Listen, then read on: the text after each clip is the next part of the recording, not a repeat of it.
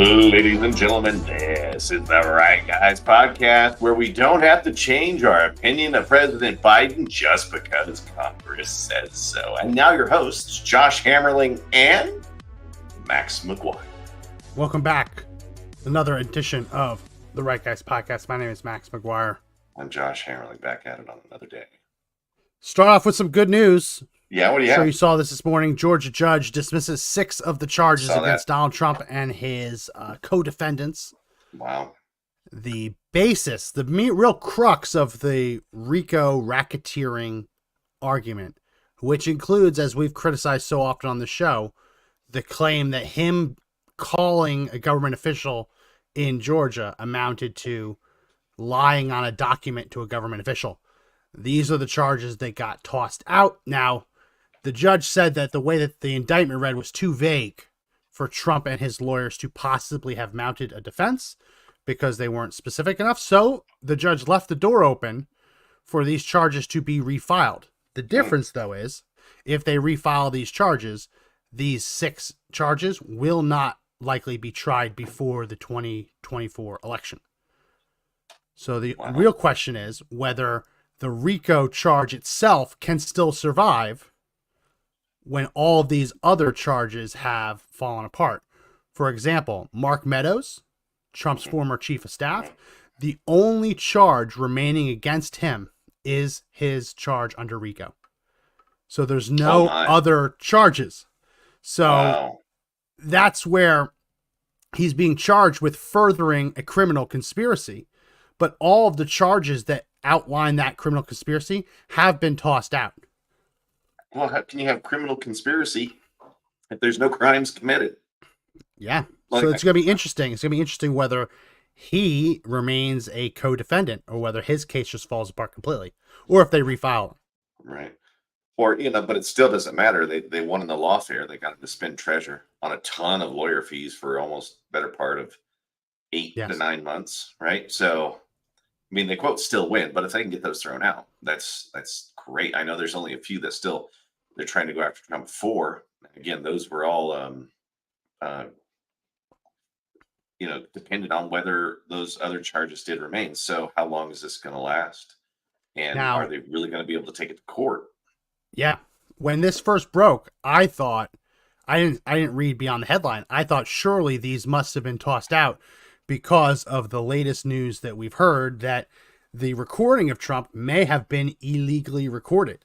That infamous recording of him, allegedly, even though that's not exactly what he said, paraphrased, got to go find me the votes I need to win. Lots of allegations floating around that was illegally recorded. So I had thought that these being tossed out was based on that. Now, if it does turn out that it was illegal to record Donald Trump on that call, then you start getting into the realm of fruit of the poisonous tree, which is a legal doctrine that says if an investigation starts with an unconstitutional foundation, everything afterwards is null and void. It doesn't exist. It's not real. All of the fruit from a poisonous tree is still poisonous.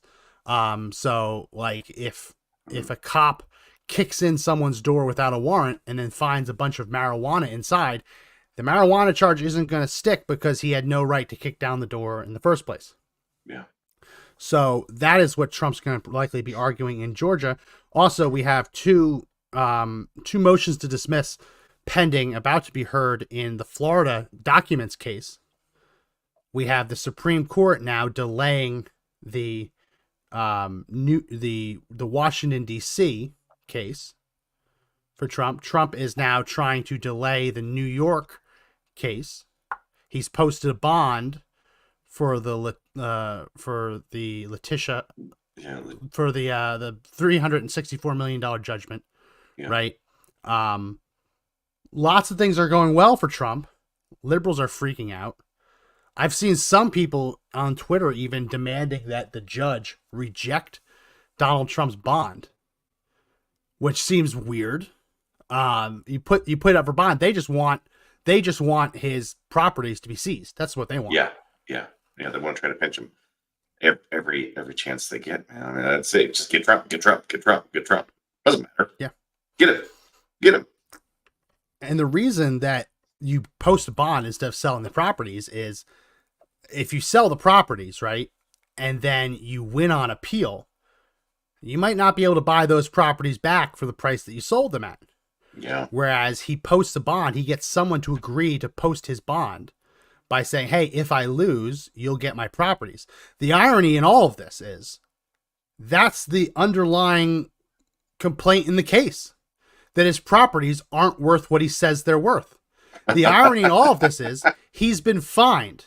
So he went to the bank and said, my properties are worth this much money. The bank says, you might be a little off, but that's fair. Fine, we'll give it to you. Judge says, no, only $28 million, Mar-a-Lago. Biggest property in West Palm Beach. Doesn't matter. Only $28 million. So what is Trump doing now? He's posting a bond by saying, hey, you know what? I think my properties are worth this much. The bond person supplier. Yeah. Well, it's not really bondsman. It's not like a bail bondsman. Yeah. It's like a Wall Street hedge fund firm kind of thing.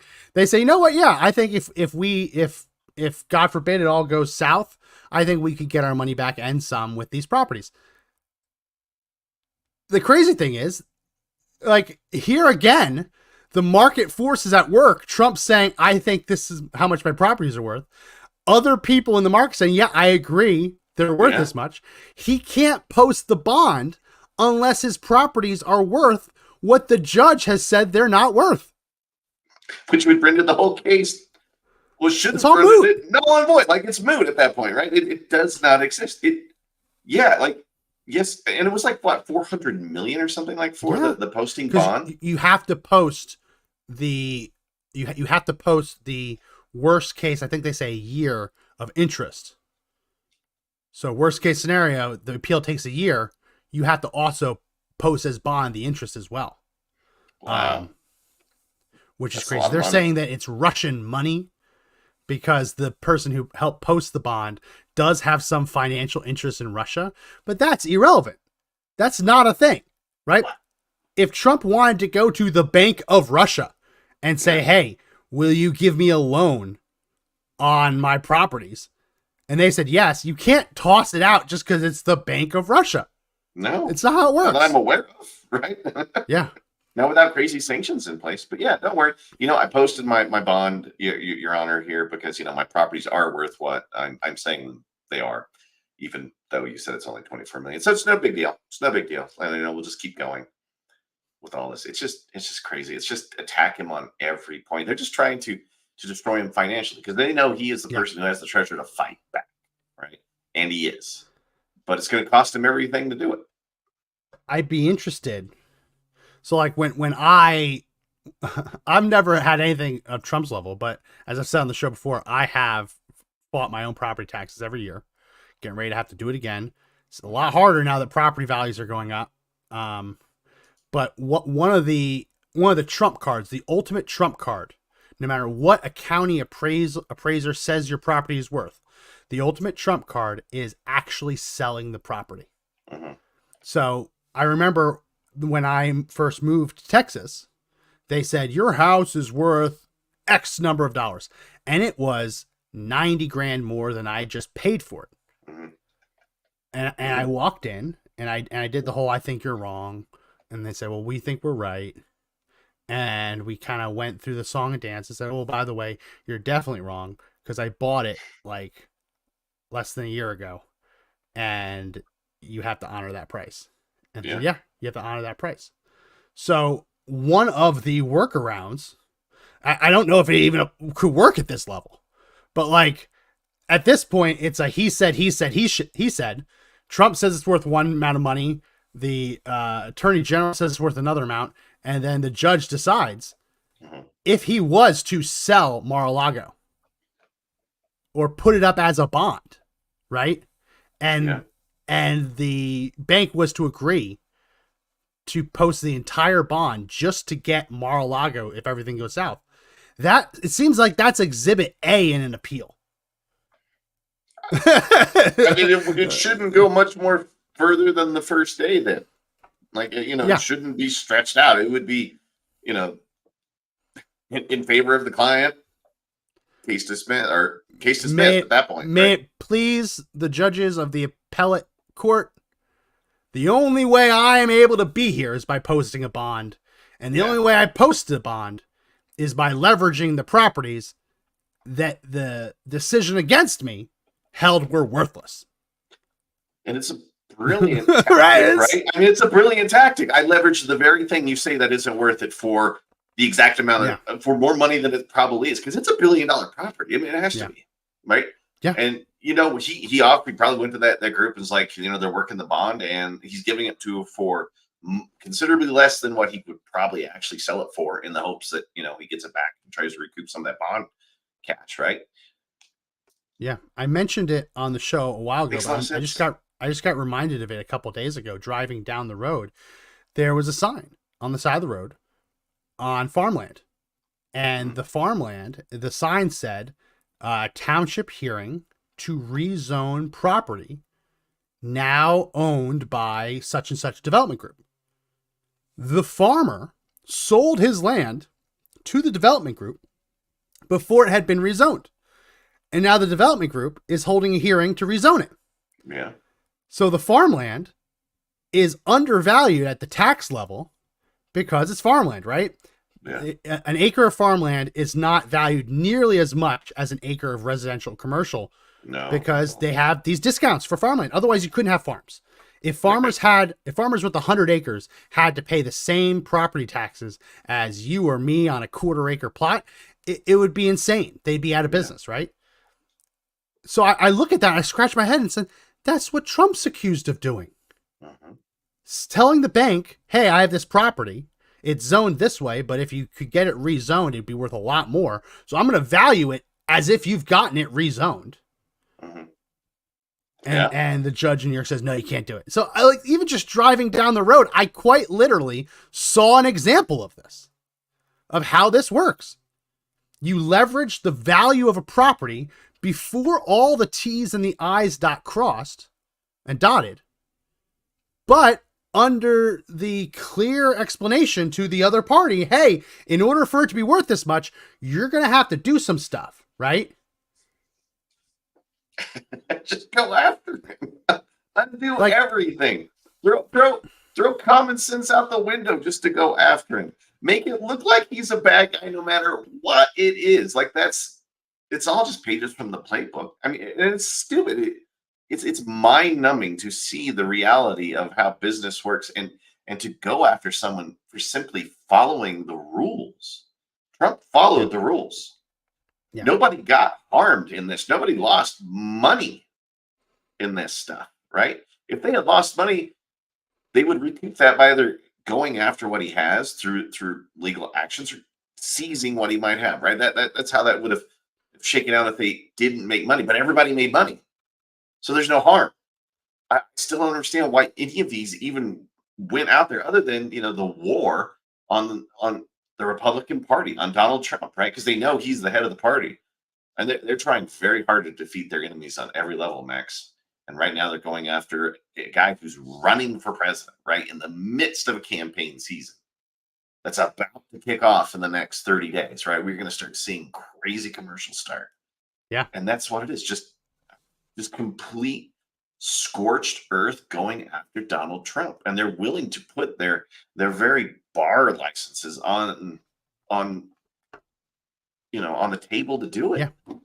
Yeah. Whether they win or not. I mean, Fannie Willis was the first. There's going to be more. I'm just waiting for the next shoe to drop on it. Well, I told you, the next one to drop, if Georgia truly falls apart, they're going to try and get him in Arizona.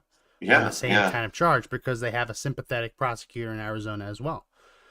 This charge, though, in Florida, I'm waiting for it to fall apart, because the allegation, we're going to get into her hearing yesterday, and the explosive information that came out about Joe Biden and his flagrantly illegal mishandling of classified information. They found documents from his Senate years, which you can't, if you want to access classified information in the United States Senate, they bring you into a secret room called a SCIF, SCIF, Secure Compartmentalized Information Facility. I want to say that is the, sounds close. Let me see what it actually it's a really, really watched room. You can't walk in or out with anything. You go through metal Sensitive. detectors. Sensitive. Okay. Sensitive compartmented information facility. But See, it is house very calls. secure. House calls. It's Yes. super secure. So, yeah, it has a Faraday cage built into the Yeah. walls and the ceiling, which anyone, if you've ever seen like really like psychological thriller spy movies, that's the metal lattice work cage that the hacker is inside of. And the reason that's there is because electronic signals can't get through a Faraday cage. Yeah. It's the reason in these movies they say if they're worried about their phones being bugged, they tell them to put it in the freezer because it essentially is the same thing. Yeah. A metal box that things can't get inside of. No signals in, no signals out. You're not allowed to walk out of the skiff, Josh, with anything. Anything. Mm-hmm. You can't walk in with anything either. No. No you phones. Have empty your pockets. It's Yep. And then they wand you, and I think they put you through something like a like one of those airport scanners, right? I mean, they make sure that there's really nothing that depending goes on in. your security clearance. Yeah. Yeah, and it could be really high because I've heard rumors that like they know more about you the moment you walk into that skiff than you did. Yeah. Right. And it's scary. And the way that like members of Congress will do the workaround is they'll say, okay, I'm going to be in this skiff for a couple hours. They'll walk in, read something, run out to their office, jot down notes, run back, jot down notes. You can't bring anything out with you, right? No. So when Joe Biden is found to have possessed documents that were dated for when he was a senator in the box for Senate documents, it was illegal for him to bring it out of the skiff. It was illegal for him to take it out of the building. It was illegal for him to bring it to his home. Every aspect of this was illegal. Every aspect. Yes, and yes. And yet, he's not being prosecuted for it. But with Trump, as a president, has the legal and constitutional right to take with him his quote-unquote papers. Now, papers could be a diary entry. Sure. It could also be something that he scribbled on. Mm-hmm. Maybe he wrote a lunch order on something. That's his papers. If it was anything that came across his desk that he held on to, he can take it with him. Now, there can be some discussions on, hey, this probably isn't yours. This was just a folder given to you briefly. But generally, presidents are allowed to take their papers. And just so we're clear, just so we're absolutely clear, this is, this isn't Trump leaving, packing all of his papers into a United moving truck. That's actually Clinton. That was the moving truck that was taking Clinton's papers. I got it wrong. This one's probably right. This one was Trump. No, sorry. This was Obama moving his papers into a moving truck. Obama took so many papers, they had to rent warehouse space to store his papers until his library can be built. Wow. Because that's happened since almost Carter. Probably even before Carter. I mean, I would go back to even Nixon. I mean, wow. Yes. So there's nothing new. That's how the libraries work, right? Mm-hmm. That's how, if you have a presidential library, you take your papers and then you house your papers at your presidential library. It can take some time to get your library done, right? Yeah. Oh, yeah. Took Obama 4 or 5 years, right? I don't think it's not even done. It's not even done yet. Really, I thought they had his up and running. So obviously, those papers have to be somewhere if they're not in the library. Well, I don't know. It was a huge library. I mean, it was a really nice library in Chicago. There was a significant amount of money that was set aside for it. Not done yet. It's not done. So Chicago gangsters are still in charge of all of the construction in Chicago. The library as an entity exists. Oh. And those papers have to be like somewhere secure, right? There's probably not a single one floating around the Obama estate, right? This is 6 months ago. Oh, there's cranes 6 months ago, so it might be getting close. But everything I'm seeing is saying they're still working on it. He's been out of office for almost 8 years, right? We're coming up on 8 years. I remember wow. when I was in graduate school, I wrote a paper and it was right as I was getting into grad school. So I was like, I'm going to go all out on this. So I wrote it on John Foster Dulles, who was Secretary of State under Eisenhower. And I was writing a paper on Eisenhower's decision-making and things like that, policy discussions. And Dulles had his papers, his collection, stored at the Princeton University Library, which was convenient because I lived in the Princeton area at the time. So I went in and I accessed it, and there were classified documents there. They've been since declassified, but there were classified documents that the Secretary of State took with him when he left to be part of his library, right? His collection of works. And it was literally speeches that Eisenhower was sending to him. Hey, what are your thoughts on this? Chicken scratch notes, right? So when you're in these levels, you are allowed to take your papers with you. You are, right? Joe Biden wasn't, because he did it as a senator and he as a vice president. There's no right as a vice president to do this. Zilch. Nada. But the way that you heard it with her and read, well, let me just, we'll do this one first. Okay. This is it's a 3-minute clip, but it's one of the congressmen walking her through the fact that every single element of a crime had been reached with Biden. Motive, act, doing something illegal, right? All the elements had been met, and yet there still wasn't a recommendation for an indictment. Here's this clip. Classified documents were found at the Penn Biden Center? That's correct. They were found in President Biden's garage? In Wilmington, Delaware, yes. And in his basement den? Also in the same home, yes. And his main floor office? Correct. And his third floor den? Correct. At the University of Delaware? Correct. And at the Biden Institute? Correct. Pause it there. The standard for violating this part of the Espionage Act, mishandling classified documents. I'm going to paraphrase it, but I'm almost positive this is the language. The crime is that classified documents and information was taken outside of the proper place of custody. That is the crime. So classified documents can be one place. They can't be another place. So if you have taken it outside of the proper place of custody, you have broken the law, which is why I was so furious when Hillary Clinton wasn't prosecuted, because she was having classified documents faxed to her office at home and having her cleaning lady go in and retrieve the classified documents for her. Not a secure room, not a skiff, because the cleaning lady could just walk in and get them. Right. Very obviously taken out of the proper place of custody. Wow. Here you just had the special counsel admit that everywhere Joe Biden stored these was outside of that proper place of custody. And the elements of the crime for this, I mean, we get into all of this, but the elements of the crime are pretty simple, right? President Biden had unauthorized possession of a document, writing, or note. That's correct. And that the document, writing, or note related to national defense. Correct. And that the defendant, and we may talk about the willfully part here in a second, retained the document, writing, or note and failed to deliver it to an employee or officer entitled to receive it. Correct. There is a willfulness intent element, as you say. But those are the elements of the crime.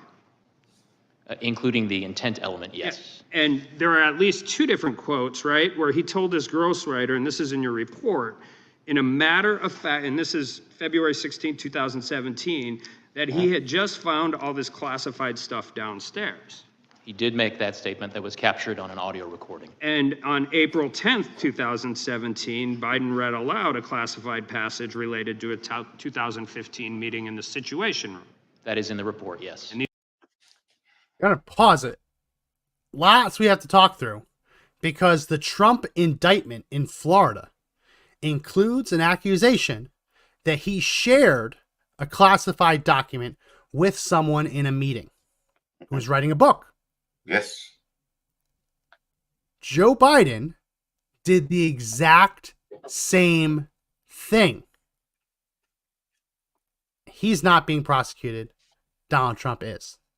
Well, Donald Trump's too with it. You know, poor Joe Biden, he's just not all there, Max. I mean, he didn't know what he was doing, so he gets a pass. Poor old sleepy Joe. Poor guy. He didn't know what was going on. But the ghostwriter for Biden sure the heck did, because he informed the right authorities right away, because he knew what he was dealing with. He was looking at stuff. He tried to delete the audio. Yeah. Oh Tried yeah, to there was delete that the audio. suppression of it too. Yeah. But he was busted, right? I mean, it's when you're caught, you're caught, and you know that the rest of us, none of us, elite, the aristocracy that's out there, none of us would they get away with it. The aristocracy, the rest of us, we would just be stuck with it. Which Trump's just like the rest of us. But what president hasn't shared stuff with their ghostwriter, personal? Yeah. Here's the problem. All of it.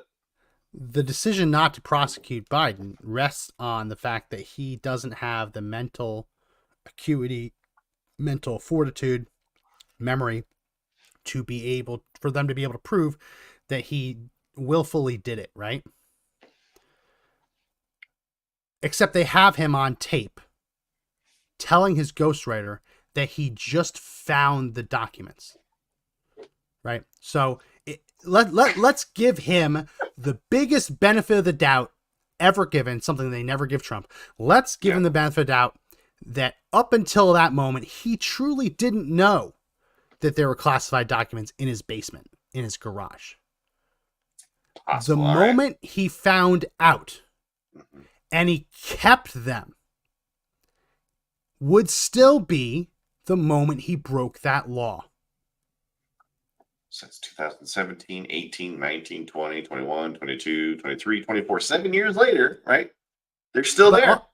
But that's not even the statute of limitations, because he held on to them until last year. Wow. So every moment that he keeps them, knowing that he's keeping them, is the crime. The only way you can't prosecute someone and say, oh, he didn't know he had classified documents. He didn't know it was against the law. But here you have him on audio tape saying that I just found them, and then sharing them. So it's not like he didn't say I just found them. Wow, what a terrible mistake I made. I'm going to go bring them to the CIA, the FBI, so they can store them properly. I just found them. Here, let me share them with you. Wow. That's the willfulness. Yeah. He's on tape with the willfulness. So why not prosecute him then? If you've got him hook, line, and sinker, you would recommend charges. I would recommend charges, even though he's a sitting president. Now, he could pardon himself, I think, on those, or he could, I don't know if he could declassify those post-mortem, or post-owning them, if he could declassify them at that point, but he's the president of the United States. I mean, even in possessing, there's so much here, man, because we're trying to unpack whether this guy can be prosecuted for these crimes. Even though he willfully and knowingly broke those crimes, he could very well just pardon himself or declassify those documents, right? Am I wrong there? Yeah. No, he could pardon himself. He could. There's nothing that says you can't do that. The argument on whether he should be prosecuted went out the window when they prosecuted Trump for doing far less. Right? Far less, and doing what every other president has done, taking his papers with him. Right? I mean, so they even let Mike Pence off the hook, remember? Yeah. Yeah. Pence did it too. They let him totally off the hook, and he was vice president. He had no access, no reason to even have those documents, but still they didn't press charges against him. So why is Trump the only one that they're putting up on this hill to slaughter? Right? To make the example. We know why. We know why. He's their political opponent. Yeah, he's leading the polls. He's polling with every group higher than ever before, right? I mean, except for women, because they're going all out to make Trump against women in every way, shape, or form. But I can jump to that. Let me share my screen. The latest polls that have come out since. They know he's just too strong. I mean, that's the only way they know how to beat him, right? Is to just throw crap at the wall and see what sticks. I mean, that's all they've got. That's all they got. It's just wow. So since October, pretty much, Trump has led in the Real Clear Politics average of polls. And so basically they take every poll, they average them out. Joe Biden led for much of 2023. Donald Trump led for a little, but then Joe Biden got control again in the summer and early fall. But since October, with the exception of this one day right here, Trump has led Biden in the Real Clear Politics average of polls every single day. That's a real reversal in those polls, man. Like that's a monstrous reversal in less than a year. And Holy crap! And just look at this. I mean, obviously Rasmussen is the outlier, the +8. Right. It's a conservative polling outfit, so sure. But you see The Economist, Yahoo News, Forbes, Morning Consult, Rasmussen, all Trump ahead. Emerson has Biden ahead. The interesting thing is that the Emerson poll had Trump ahead when you factor in RFK Jr. CBS News had Trump ahead at the end of February. New York Times had Trump ahead. Which Fox blows my News, Wall mind. Street Journal. Even So the Wally. he's Wow. leading. He's leading, and he's leading in the battlegrounds. I saw one that says he's up +5 or 6 in North Carolina, which North Carolina was a battleground just a couple of years ago, right? +4, +8 in Pennsylvania, depending on where you're at. I mean, that's huge, right? Was there even like a +2 in Wisconsin during one of those polls? I mean, even in some of those states that have been deeply, deeply blue, you are starting to see a creep of Donald Trump popularity making its way in. And plus, there's still those people out there that are lying to the pollster. Yeah, of course I'm going to vote for Biden, or I'm going to vote for Trump. They end up going the opposite direction. So, there's a plus or minus in there. But here's Georgia. look at Georgia. Is that North 5? North the RCP Carolina. average? Georgia Wow. was 5.7. North Carolina, 5.5. Was Pennsylvania, yeah. Biden's still up, but look, Still up, only yeah. 0.8. Wow. So it's like, Right. it's very close. Michigan, Trump. Wow. Wisconsin, Trump. Yeah, look at that. Wisconsin. Narrow. Can you believe that? No, Nevada, Trump. Wow. Albeit not a ton of polling. no, but still, I mean, but the reason it's up here is because 2 polls in February, Arizona, Trump, and albeit still not the largest amounts of polling, that's fine. He's still leading, and that has to be terrifying for Democrats, which is why today's podcast titled "Terrible Day to Be a Democrat." Donald Trump's charges being dismissed, more likely about to be dismissed. Joe Biden cratering in the polls after his State of the Union. They can't trick the American people into thinking that was unifying. He didn't even get the bump. That 1 day bump that you see. He didn't even get the 1 day bump, Max. Like that, that's got to be telling. Usually they get like 10 points like on that 1 day afterwards, right? And everybody that's on the Democrat side feels good about what they saw, right? And that bump didn't happen. It didn't materialize. Like the questions are why? Like, why are there Democrats out there now who just don't like their own president? Sure, they don't like Trump, but they just don't like Joe and Sleepy Joe. And there's no replacement. There's nobody else there, right? No. The senility, how senile he is, how out of it he is killing him. It's killing him. And the Democrats' attempt to lean into his age and make his age a benefit are failing. I want to play this clip of one of the congressmen at this hearing condemning anyone for calling Joe Biden senile as an insult to people with real mental decline. Here's this clip. You need to have an understanding of what values America has and needs to maintain to keep the world safe and peaceful. That's dealing with Ukraine. That's dealing with difficult people like Netanyahu in Israel to try to get something done that's correct. That's what Joe Biden does. And understanding Social Security and Medicaid are important institutions that help seniors, not senile people. I mean, I really object to that comment. People see nobody suggests he's senile, and that's disrespectful of senior people with any kind of memory disability. Lots of seniors have memory disability, but they're not senile, and to do such was shameful. Joe Biden is a competent, good president who knows American values. The word I've started to use more and more is that he's demented. Demented, right? I like that. Dementia. Demented Joe. Yeah. The adjective would be that he's demented, right? Which is one inversion away from Dementors, which are the Harry Potter ghosts that suck people's souls out of their body. Well, no pun intended. Saying, how dare you call him senile? How dare you say what you saw with your eyes? There was a clip of Jon Stewart. Did you see that Jon Stewart clip? Let me see if I No, can find it. no. Like, if you got it, what did you do? Was he making fun of his age? I mean, Well, what was it? he What was called out Joe Biden's age, his memory, and then on his first show back on the Daily Show. Oh, and yeah. And then the next week he's like, I had universal acclaim that I did a great job. And then he played all the clips of like Democrat pundits condemning him. And then it came back to him on camera. He says, I am so sorry for saying what I saw with my eyes. I mean, that's where we're at. That's where we're at. How dare you say what you saw with your eyes? Denying reality, denying what they see and hear every single day. Who sits there and has long conversations with Joe Biden every day? I bet you that the number's next to zero, right? I mean, he probably sees his staff. He's not talking to anybody in the House. He's not talking to senators. If he is, it's under a controlled environment, because you can't plow him with drugs every time, right? You don't want him saying crazy things.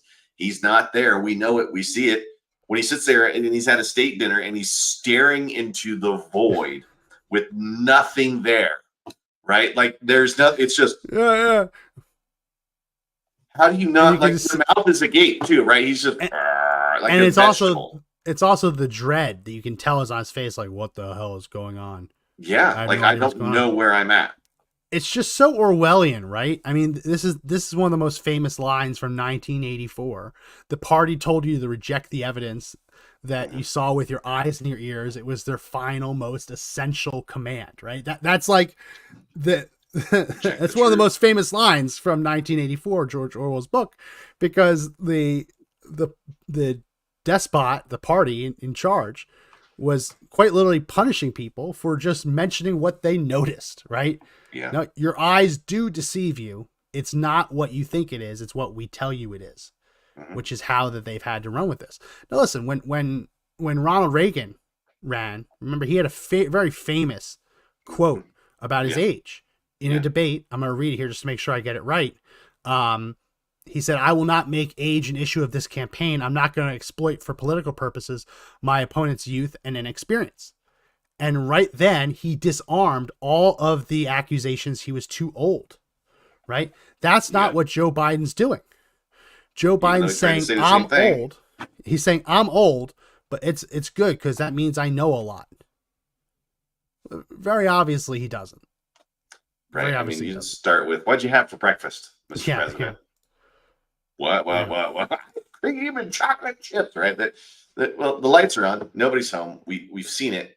And I mean, it's a really good sort of marketing play, right? Just to sit there and try to bring up Reagan's name and how age is now a benefactor of my campaign. It's a lot of people know it's not true. A lot of people can see it's not true, but they don't care. They have to go with what their low information voter is going to do with that information, and they're going to get out and they're going to vote Joe Biden.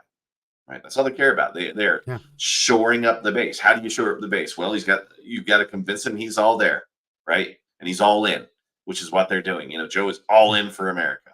Go see some of the tweets that are coming out by him. He's here for you. He's the regular guy. I've done more in my time than Donald Trump ever did, even though that people look outside and they go to the grocery store and it's like, wow, $4 for eggs. Yeah. There was a hearing in the Capitol, a different hearing from the Her one. And when the news broke that Joe Biden had admitted on tape that they found the documents and then openly shared them, and they had it on tape, quite literally a smoking gun. One congresswoman News right now. Are you aware that there's an Stefanik of New York asked Christopher Wray, who's the head of the FBI, whether he was aware that this audio recording existed, and he refused to answer. News right now. Are you aware that there's an audio recording of Joe Biden saying to his ghostwriter in February of 2016, quote, I just found all the classified stuff downstairs, end quote. Are you aware of that audio recording? Again, I would just respectfully refer you to the special counsel. No, I'm asking you, are you aware as director of the FBI? You're either aware or you're not. I'm aware. Am I aware of what now? Whether the audio exists of Joe Biden saying in February 2017, quote, I just found all the classified stuff downstairs, end quote, to his ghostwriter. Again, I'm just going to refer to the special counsel and his testimony and his report. Wow. the reason he will not say I'm aware of it is because if he is aware that there's evidence of a federal crime being committed, he is duty bound to arrest the criminal. Yes. So as long as he plays the hear no evil, see no evil, speak no evil game, right? The little monkey emojis Right. that we have on our phone. As long as he continues to play that game, he doesn't have to do anything. And the charging decision would ultimately rest with the DOJ, not the FBI. Mhm. But if the head of the FBI knows that someone's on tape confessing to stealing classified documents out of a skiff, because that's what we're talking about here. This was Yeah. a February 2016. So Joe Biden was still in office as vice president. He was talking about finding his papers as a senator. If you know this, you're duty bound to do something about it, unless you put your hands in your ears and you go, la la la la, can't hear you, la la la la, It's which not is what real. essentially Ray's doing. Not real. Don't know what you're talking about. La la la la la, not happening. That's the game they play. But with Trump, they raid Fully Mar-a-Lago. aware. They root through Melania's Melania's underwear drawer, underwear root drawer, through yeah. Barron Trump's room. And All when they pursuit do of a find crime. stuff, it's behind 2 secure doors and it's Yeah. behind a safe on probably what is one of the most secure locations Yeah. anybody after Protected they became by Secret president Service. lived. Right. Protected by On Secret top Service. of security, on top Membership. of staff. You can't be Yeah. anyone unless you're a member. All those members of it. Yeah. Tons It's more security controlled. than Joe Biden's garage with single pane glass windows on the garage door. Well, if he knows, and he told Stefanik that, I mean, he's lying by omission, right? He's lying by omission. You've got the Yeah. head of the FBI lying about what he knows in a criminal conduct case that involved the vice president at the time and currently the sitting president of the United States. Who owns who? You know? It'd be really fun to sit at the end of the driveway in Joe Biden's house in Delaware and get one of those universal remotes for garage door openers, because you know Yeah. that there's only like 2 dozen Yeah. frequencies that garage doors use. Chances are if you live in a big neighborhood, chances are your opener will work on another house in your Oh, yeah. neighborhood. It'd be really kind of fun just to sit there and just plug the numbers in and just wait for the door to go up. Yeah. And then just say that's the security to keep America's national security secrets safe. Hey man, those windows were single pane. Single pane. And we know how secure Yeah, a single yeah. pane of glass is, right? I mean, they Yeah. I next call to that some oil and yeah. I call that sandlot secure. Because if Oh, the God. kid's playing baseball yeah. can break it, Mhm. it's not secure. That's assuming that the doors were locked all the time, right? Because where he lives, he may not lock all the doors, you know? There's just so much easy access, but that doesn't matter. Ray is not aware of it, and Donald Trump is the only one we need to focus on. And I listened to a lot of this her testimony, and how many times did they keep asking her to read from the report involving the parts that involved only Donald Trump Yeah. and not Joe Biden? Yeah. Half the questioning was people just reading the statements of what Donald Trump had done, right? That Donald Trump willfully kept these Yeah. documents and flaunted them and showed them to people, right? This is not a hearing on Donald Trump. It was a hearing on whether Joe Biden knew he had those documents, right? But all some of those people in Congress would do is just try to get Trump thrown under there. So again, it's the derangement syndrome, even when on the Congress and on the congressional side, it's just maddening. So many people are owned. Yeah. Another interesting tidbit that I find funny is that Joe Biden has presented himself as an expert on Afghanistan.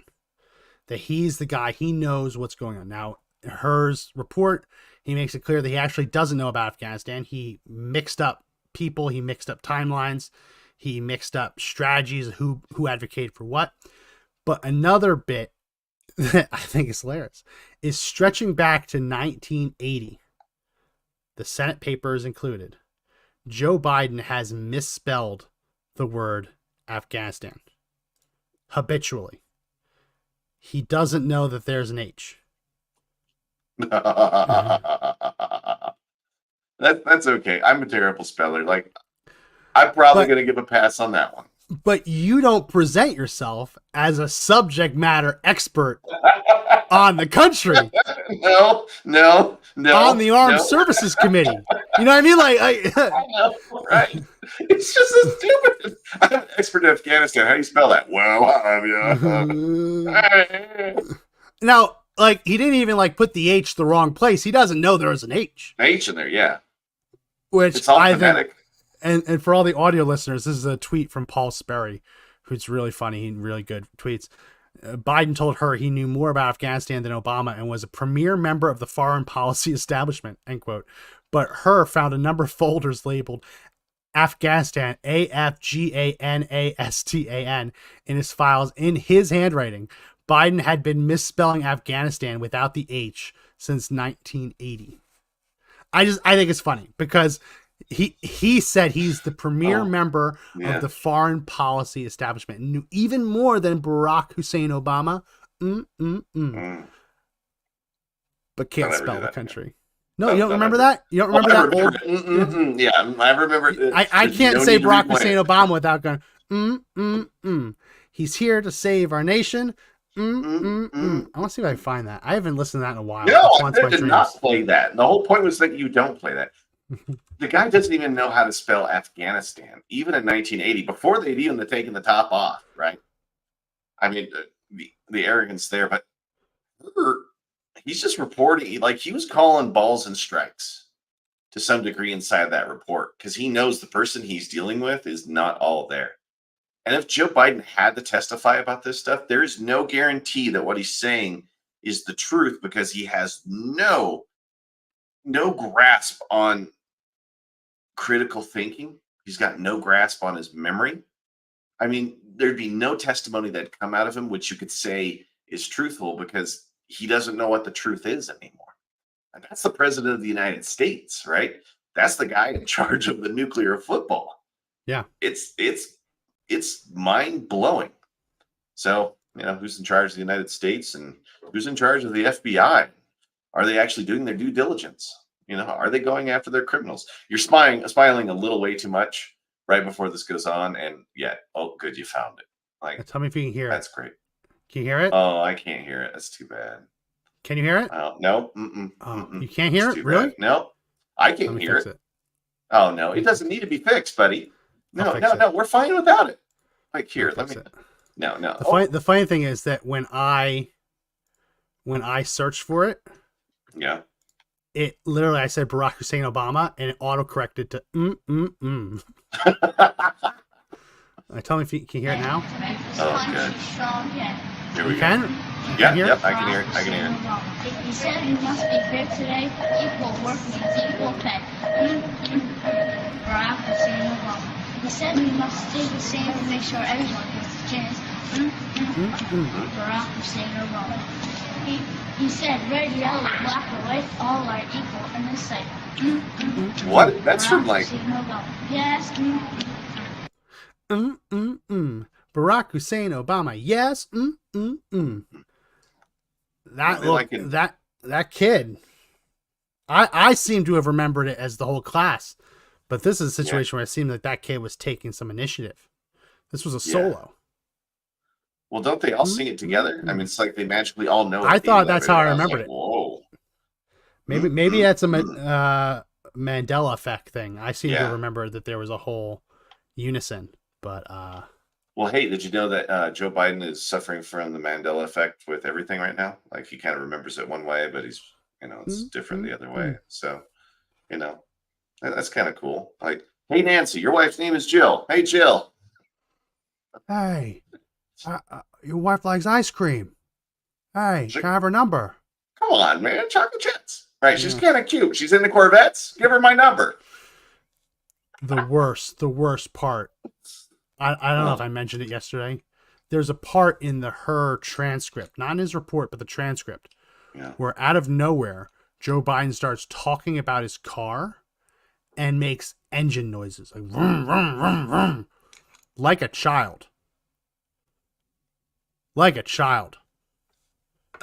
Vroom, vroom. Like, I would love to I'm gonna hear. find it. So how much of this audio testimony do we have access to? I mean, can I go through this, start scrubbing and finding all the good sound bites, right? I mean, that's really what I'm thinking here. That would be great. This was in the right? transcript. It's in the Wow. transcript. I want to hear this. Well, obviously, if there's a transcript, there's audio out there. I want to hear it. I want to hear the president go, vroom, vroom, vroom. I'm gonna He find it. starts describing stuff in onomatopoeia. Vroom. What we're dealing with, right? I'm gonna see if I can find it, but that was part of it. Yeah. Where You know, it caught right, him yeah. off guard.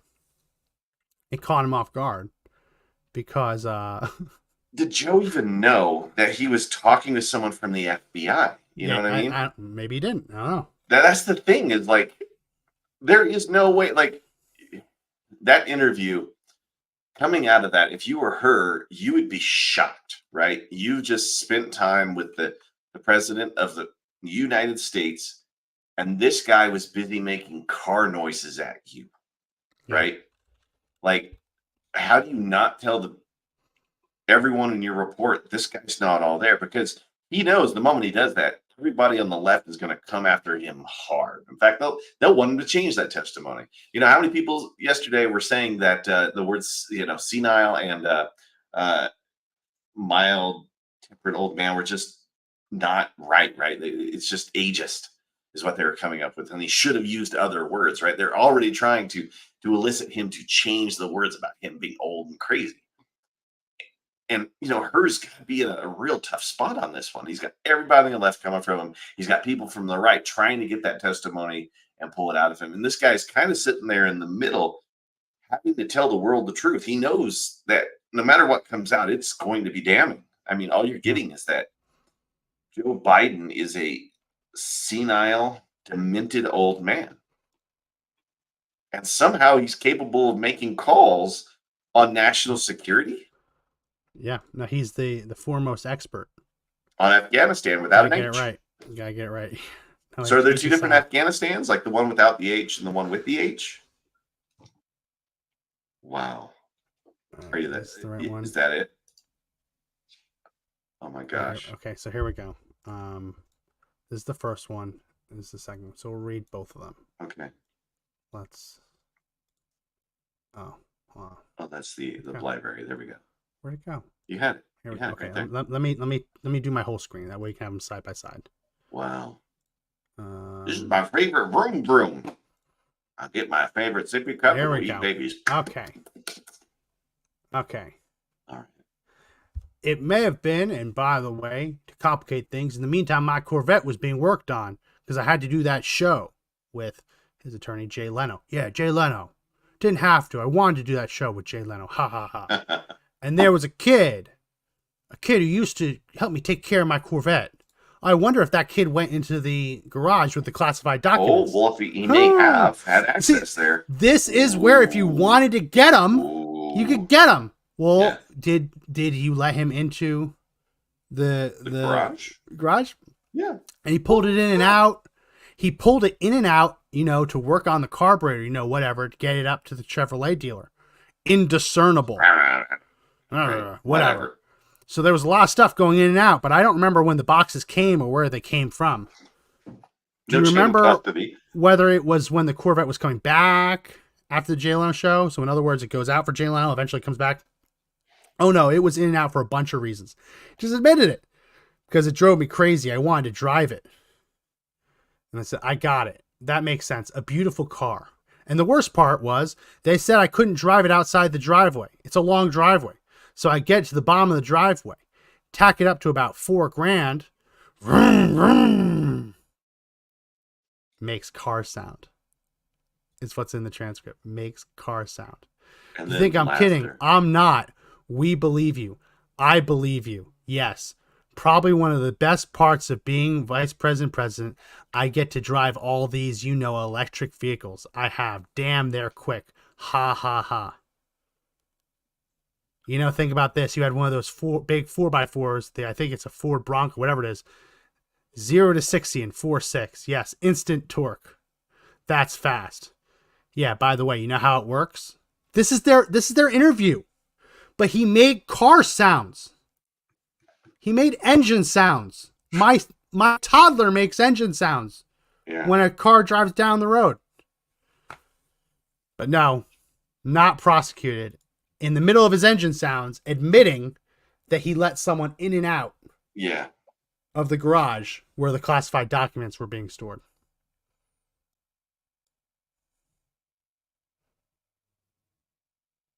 Oh, did we lose Josh? Or is he just pausing for... No, I think we lost him. Or he's pausing for dramatic effect. One or the other. But it's just crazy. It shows you the double standard. They're now going after the Mar-a-Lago staffer who moved the boxes for Trump. He's getting prosecuted. He's getting leaned on. But I guarantee you they're not going to call in the neighborhood kid who worked on the Corvette to ask if he saw boxes in the corner. No, complete double standard. Well, Josh is frozen. A terrible screen to get frozen on. But seems like a good time to end the podcast. If you like the podcast, make sure you subscribe to it on Rumble, on YouTube, or I post it on my Twitter. All those links are in the description. Make sure you check them out. Oh, he's probably going to come back any second now. Make sure you check it out and subscribe. We go live Monday, Wednesday, Friday, so tune in for that. And do comment. We do read them. Do appreciate it. And share. Share as much as you can. Thumbs up. Thumbs up helps. All right, well, that's going to be it for this edition of the podcast. My name is Max McGuire. Mr. Producer Josh just had some connectivity problems. But we will be back next time with another edition of the Right Guys podcast. Remember, everyone, that the fight to take back our country is not over, but the only way we win is if we all stand and fight together. See you next time.